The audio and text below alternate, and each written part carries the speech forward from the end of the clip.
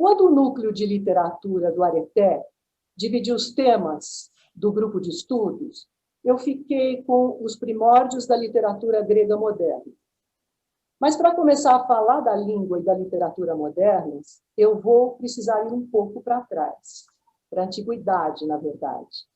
Porque são as conquistas do Alexandre o Grande que vão determinar a necessidade de uma língua comum, que vai se formar a partir dos dialetos gregos antigos, predominando o ático. Notar que esses vários dialetos são compreensíveis entre si, o que denota um caráter bastante democrático. O dialeto é, assim, ligado à polis. Mas, com o Império de Alexandre, que era da Macedônia, esse idioma comum, necessário para uma comunicação tão ampla, que deverá ser falado da Sicília até a Índia, é o idioma grego, e não o macedônio. Aliás, não restou nada dessa língua macedônica, curiosamente. Enfim, essa língua comum que foi formada, kini em grego ou koiné em português, como foi transliterada, ela, na verdade, aponta para uma diglossia. Há modalidades escrita e falada, que são diferentes. Mas diglossia, no caso, não significa bilinguismo, porque não são duas línguas, são duas formas da mesma língua. O melhor termo seria dimorfia, que, aliás, é uma palavra comum em grego e em português. A partir da koiné, há 3 períodos históricos. E essa divisão apontada aqui não tem rigor científico, é só um balizamento mínimo, até porque não há correspondência perfeita entre os períodos histórico e o literário, e os literários, né? Então, o primeiro dos períodos, o helenístico, ele dura mais de 8 séculos, vai de 300 a.C. a 500 depois de Cristo, ou 500 ou 550. O medieval, também chamado de bizantino, ele vai de 550 depois de Cristo a 1453. E o moderno, de 1453 em diante.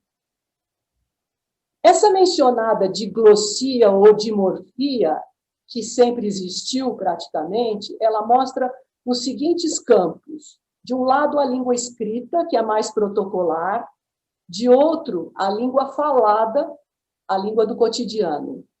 É a escritura diante da oralidade, o formalismo versus o coloquialismo, uma tendência a arcaísmos face a uma aceitação de neologismos.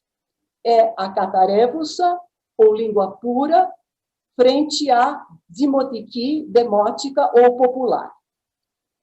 A canção popular anônima sempre esteve muito perto da poesia culta, assinada, de autor, e sobre ela exerceu influência. Na realidade, as influências se intercambiam, no caso. O nascimento da literatura grega moderna não coincide com o período histórico. O período histórico tem início em 1453, é muito anterior. O nascimento da literatura grega moderna tem relação, sim, com a fixação da língua grega moderna, que ocorre em pleno período bizantino. O grego de Bizâncio vai perpetuar a Grécia antiga. Ele também verseja cantando ou canta em versos. Nesses primórdios impera a oralidade e, mais uma vez, são as lendas da tradição oral que fornecem material. São, sobretudo, relatos de lutas entre povos ou entre facções, que dão origem aos ciclos das canções populares, também chamadas de canções de gesta.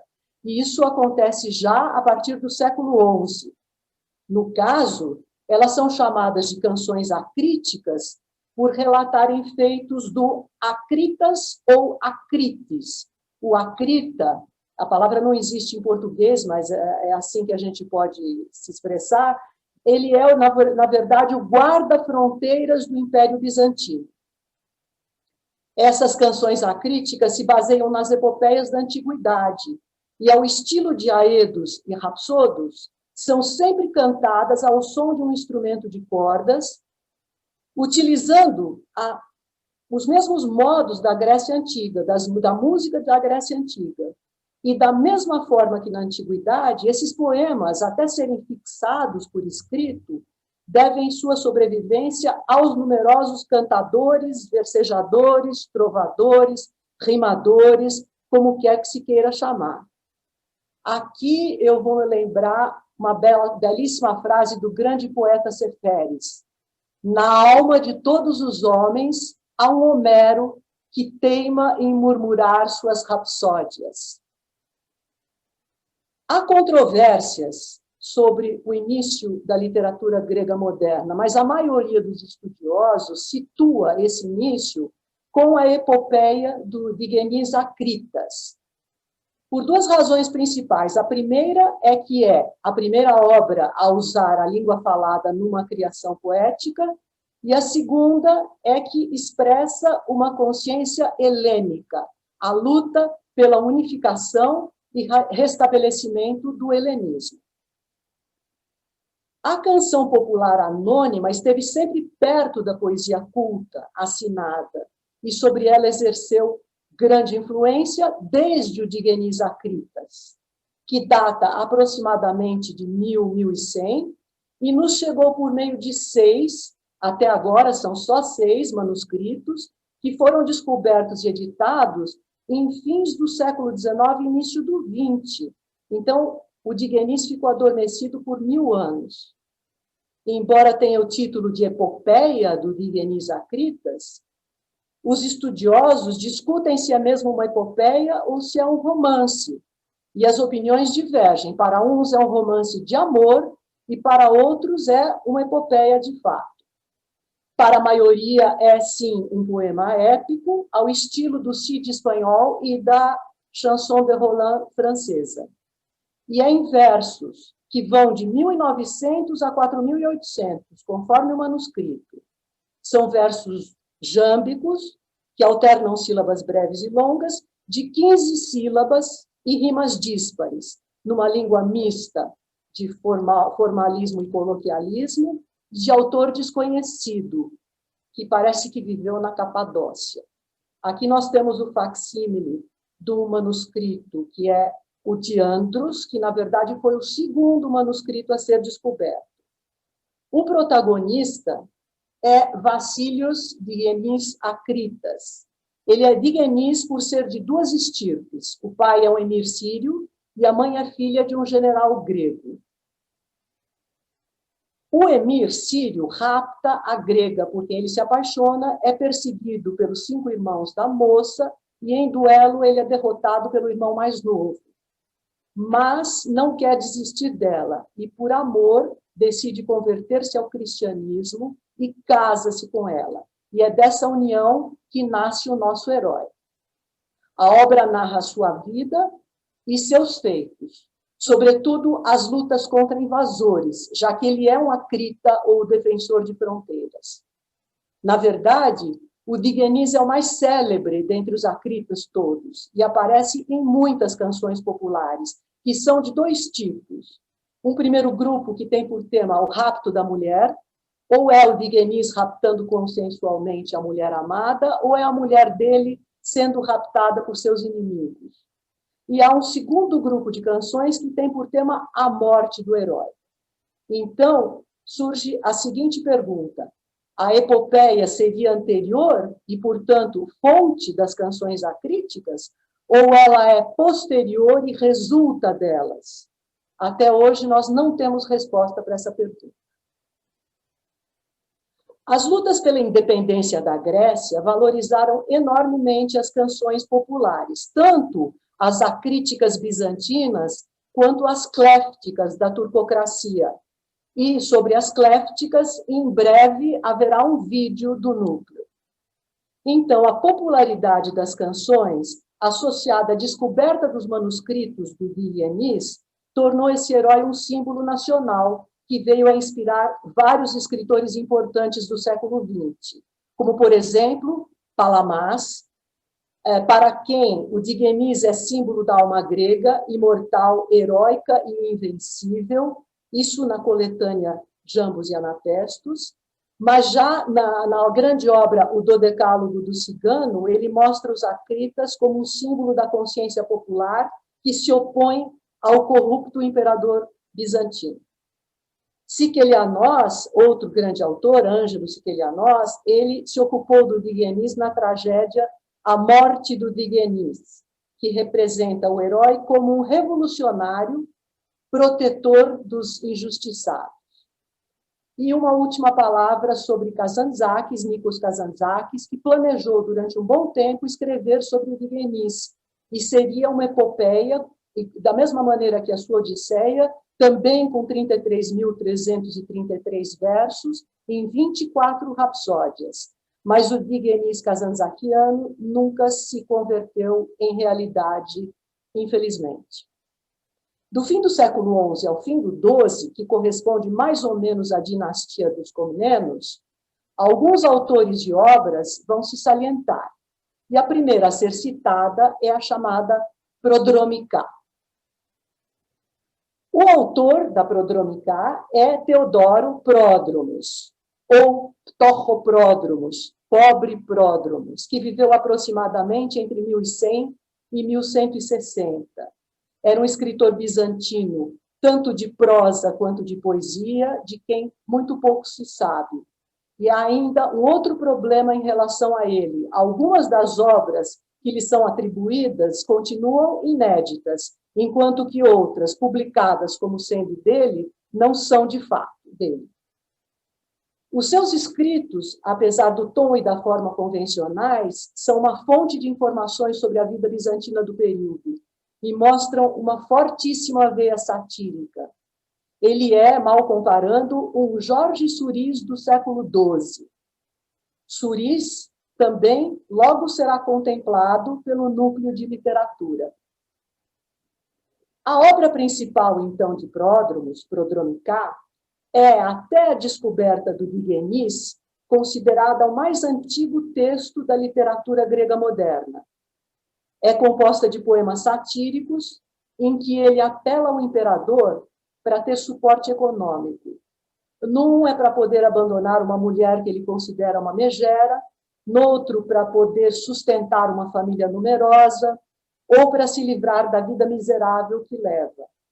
A linguagem dele, do Pródromos, é mista, com palavras e expressões eruditas, quando ele solicita os benefícios à autoridade, e populares, quando ele se queixa da vida. Num trecho particularmente cáustico, ele maldiz os conselhos do pai, que o induziu a estudar muito, afirmando que só assim teria êxito e boa vida. E ele diz que, com grande dedicação e sacrifício, estudou muito e vive dos seus escritos, mas nunca viu o tal êxito e muito menos viu a boa vida, desde sempre passando necessidade. Num dos versos, ele chega mesmo a dizer, aspas, malditas sejam as letras, Cristo, e quem quer que delas se ocupe. Outro poema, também do século XII, comparável às Prodromika, do Pródromos, é o poema Spaneas, uma obra didática, uma espécie de tratado moral, com conselhos que um cortesão dá ao jovem príncipe sobre o protocolo da corte, sobre como se sair bem vivendo na corte. O seu provável autor é ninguém menos que o filho do imperador, Aleixo Comneno, ou Alexios Komnenos. E também este poema é escrito, como o anterior, em língua coloquial e em versos decapentassílabos. Aqui cabe uma pequena explicação para dizer que o verso decapentassílabo, ou de 15 sílabas, é o verso por excelência da poesia demótica. Em geral, ele tem cesuras, ele é subdividido em 8 mais 7 e, eventualmente, 4 mais 7 sílabas. Foi chamado de verso político ou verso público, politikos stikos. Ainda no século XII, temos um outro poema, só que esse com data e autoria certas, o que é raro para a época. Foi escrito em 1159 por um autor chamado Mikhail Gligas, que era um homem de letra com várias obras arcaizantes, consideradas eruditas. Mas esse poema, especificamente, ele escreve em demótico da prisão onde ele se encontra. É dirigido ao imperador e pede a intervenção do monarca, alegando ter sido encarcerado injustamente por obra das calúnias de um vizinho. O século XIII praticamente começa com uma tragédia, com uma tomada de Constantinopla pelos cruzados em 1204, e que é descrita essa tomada por alguns como tão ou mais terrível do que a tomada de 1453 pelos turcos. E assim, em 1204, tem início um período de dominação dos francos, até 1261, mais ou menos, e eles estabelecem um regime feudal na Grécia, com a criação do Principado de Acaia. Em função disso, na literatura vão predominar as novelas de cavalaria, por influência do feudalismo e dos europeus ocidentais. Nas novelas de cavalaria dos séculos XIII e XIV, são exaltados os cavaleiros, a virtude cavaleiresca e o amor cortês. O herói já não luta com sarracenos, mas ele luta com dragões ou raptores da mulher amada. E as confrontações épicas são substituídas por aventuras fantásticas e lendas. A forte influência das novelas europeias medievais, porém também a influência do Oriente, a semelhança dos contos das Mil e Uma Noites, e influência da tradição culta bizantina, mas, sobretudo, do elemento grego genuinamente popular. Essas novelas são importantes pelos registros e descrições da vida da comunidade feudal, mas, mais do que tudo, pela linguagem utilizada, que vai refletir perfeitamente essa transição do grego medieval para o grego moderno.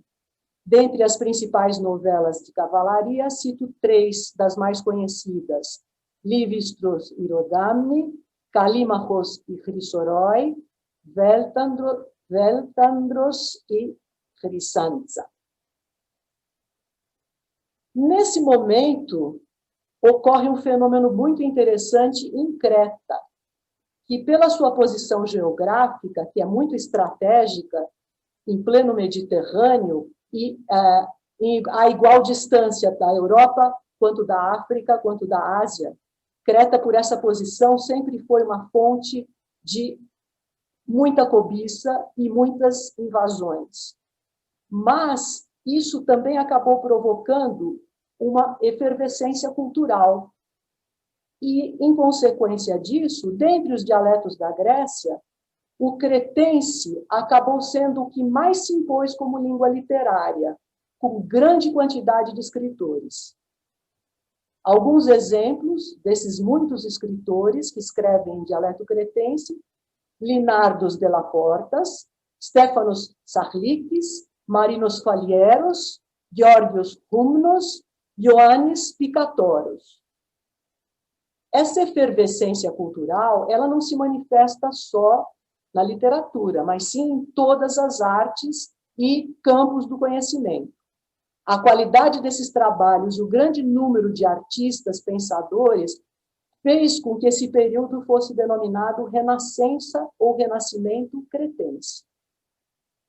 Na pintura, esse renascimento cretense teve como representante ninguém menos que Domênicos Theotokópoulos, El Greco. Na música, foi representado por Francisco Leão d'Arites. Era um organista e compositor de música polifônica, que compôs madrigais, motetos e missas, viveu na Alemanha e na Itália, conviveu e trabalhou com os melhores compositores da época. A qualidade artística dele era extraordinária, e sua importância fica evidente pelo apelido que recebeu, o El Greco da música. O Renascimento cretense na literatura, ele tem dois grandes representantes, que eram contemporâneos de Cervantes e Shakespeare. Um deles é Georgios Hortátzis, que foi o iniciador do teatro cretense, já que ele era autor tanto de tragédias quanto de comédias. E o outro é Vicenzos Cornarus, o autor do Erotócritos. De Cornarus também pouco se sabe com certeza, exceto o que ele mesmo contou nos últimos 8 versos do Erotócritos. Eu vou ler os versos. Não pretendo me esconder ou ficar desconhecido. Eu desejo me apresentar, ser de todos conhecido. Vicenzos chama-se o poeta, e é da família Cornarus. Não quer se encontrar com a morte, nem pecador, nem ignaro. Nasceu o autor em Sitia foi criado, e nesse exato lugar o poema foi engendrado.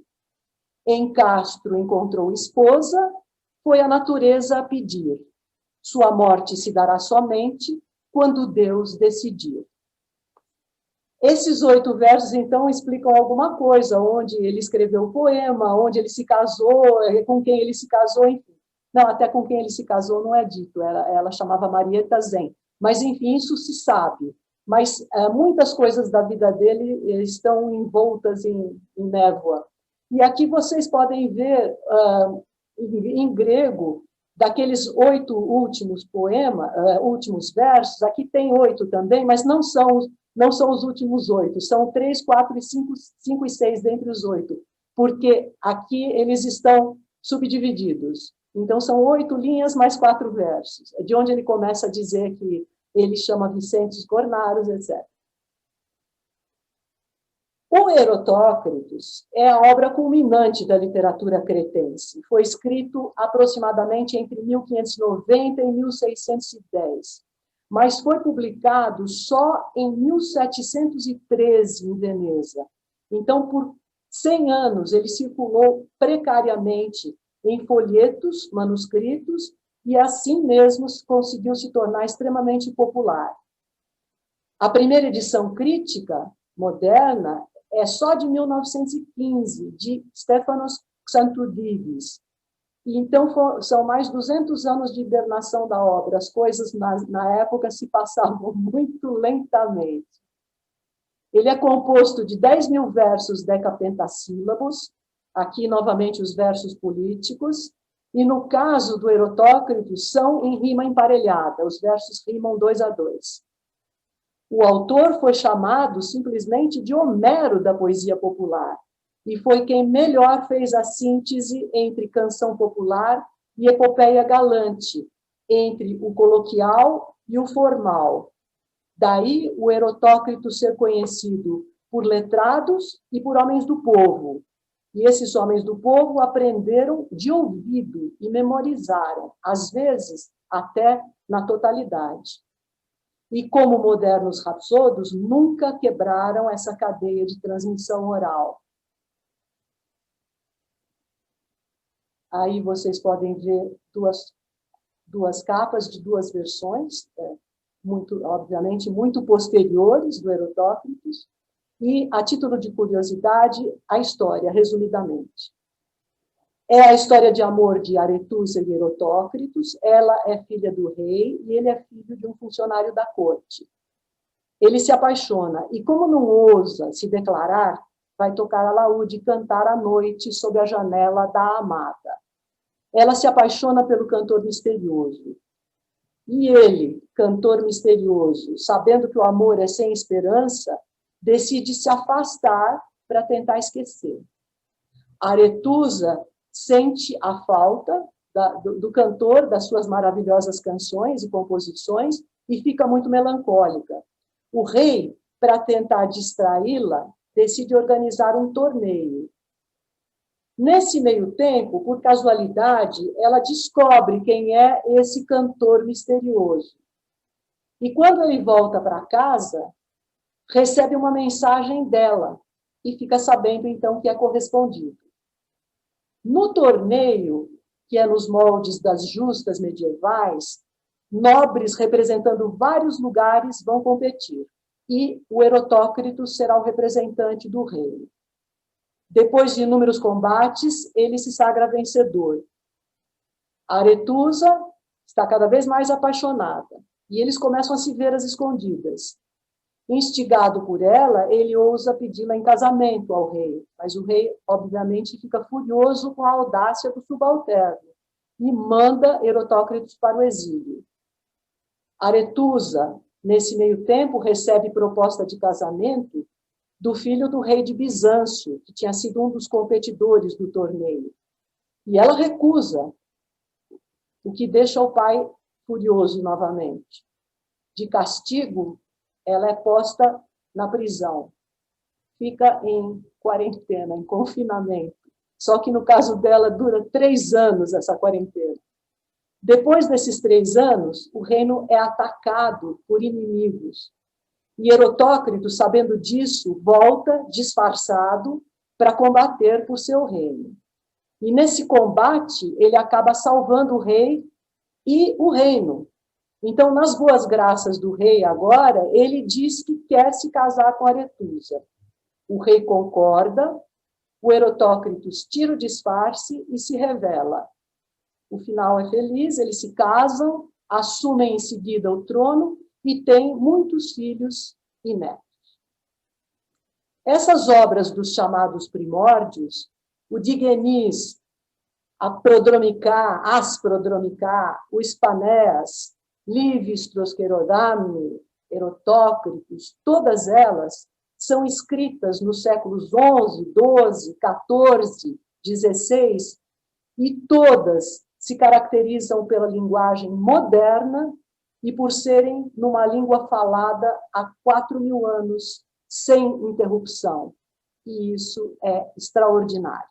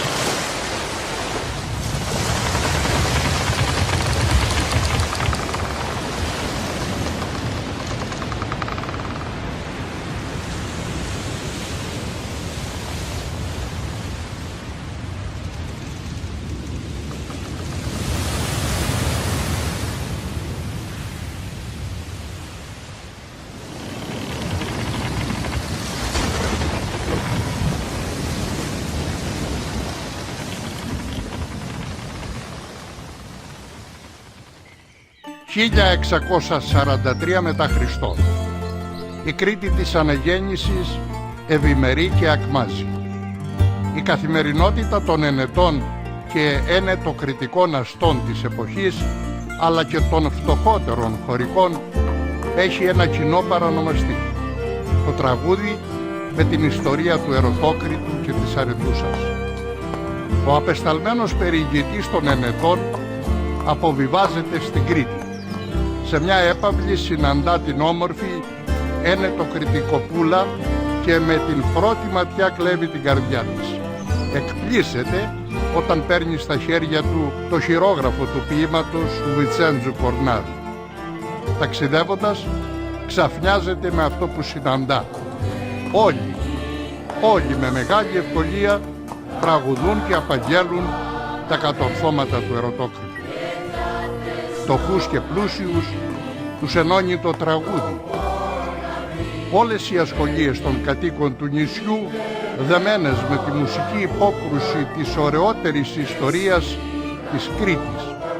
Μια ιστορία τόσο δυνατή που κατάφερε να διαβάζεται και να τραγουδιέται μες στους αιώνες και να φτάνει μέχρι τις μέρες μας στη σύγχρονη Κρήτη.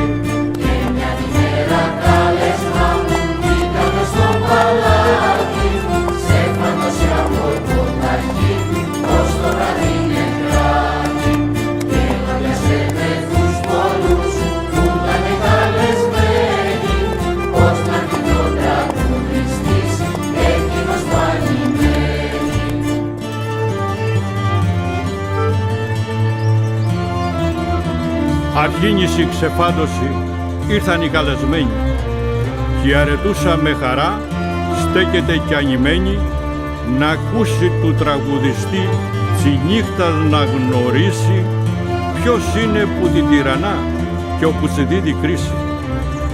Αρχίσασι να τραγουδούν κι ο Ρήγας τους εγρήκα μέσα του λέγει «Ως άθωρο ο πίσω τον αφήκα τσι νύχτα στον τραγουδιστή που θέλα να κατέχω κι που θέλα να ξεγνιαστώ έτσι πιαν έγνοια έχω».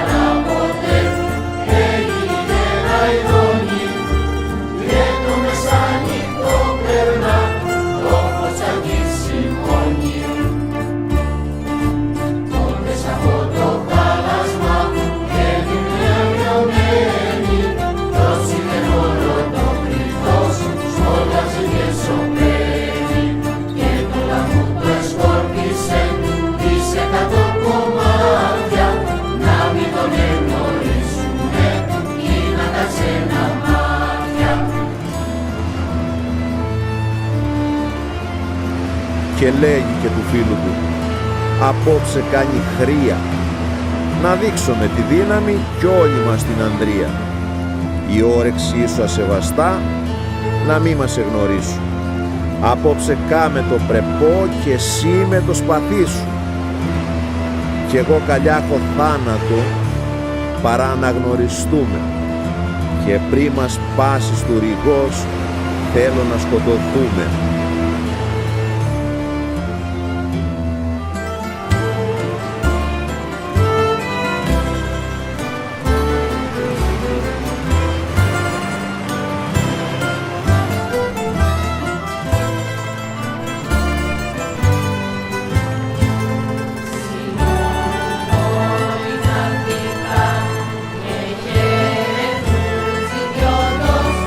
Λέγοντας πως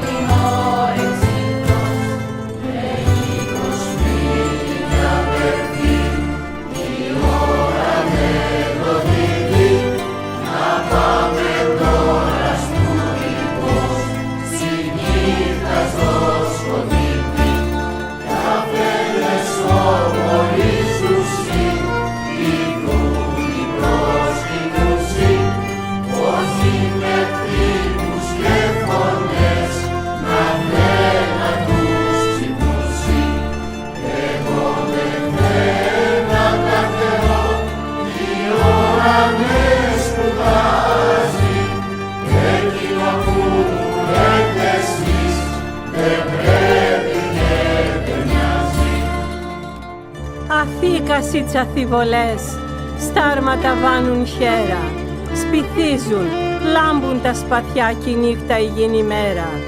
Στούτα τα ανακατώματα, 2 επέσαν κι αποθάναν, κι οι 10, 8 εγεννήκασι κι αρχίζασι και χάναν. Και πάλι τούτοι κι οι 8 ήσαν ελαβωμένοι, κι άγγιχτος ο τραγουδιστής κι ο φίλος του απομένει. Και με τα ζάλα σιγανά στο σπίτι τους γιαγέρνουν, και το ταχύ άλλοι του ρηγός κακά μαντάτα φέρνουν. Εσύ θα φετικά τεχέ, σ' ό,τι τα βράδια απόψε, θα μας εντέψεις ποιον εκεί, η κεφαλή μας κόψε. Κι αυτός ο τραγουδιστής, κι αυτός ο τραγουδάρης, είναι μεγάλης δύναμης, είναι μεγάλης χάρης. Τον νικητώτη πιο πορτιά, εις το τραγούδι δείχνει, τόσο φαρμάκι και φωτιά, με το σπαθί του ρίχνει. Και πάλι ο Ρήγας καθαργά, είπανε να μιλήσουν, όλους για να τον πιάσουσι, ή να τον εγνωρίσουν.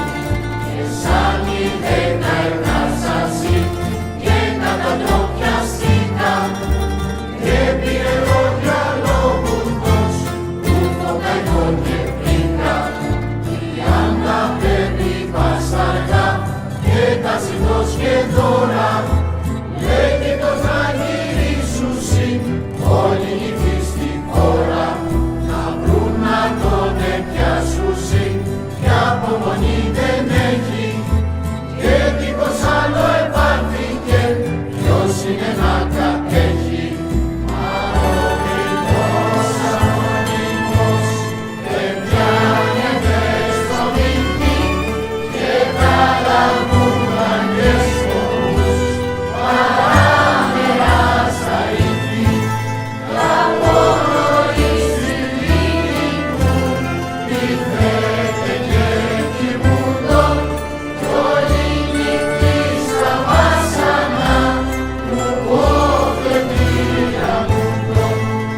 Εγώ μια σαν δύναμησε, στις συντροφιές αρνήθη, η ομορφιά πετάχθηκε, γινιόνται καταλήφθη. Έτσι, το ταξίδι συνεχίζεται. Ίσως οι άνθρωποι πρωταγωνιστές της ζωής να αλλάζουν.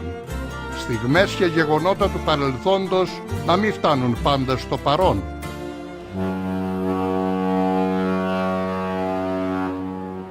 Αν και στο δικό μας σενάριο ο ταξιδιώτης μας το κατάφερε. Υπάρχουν όμως στιγμές στο χρόνο που δεν σβήνουν ποτέ. Απλά υπάρχουν. Ταξιδεύουν μαζί μας και μας κάνουν να νιώθουμε περήφανοι σαν άνθρωποι.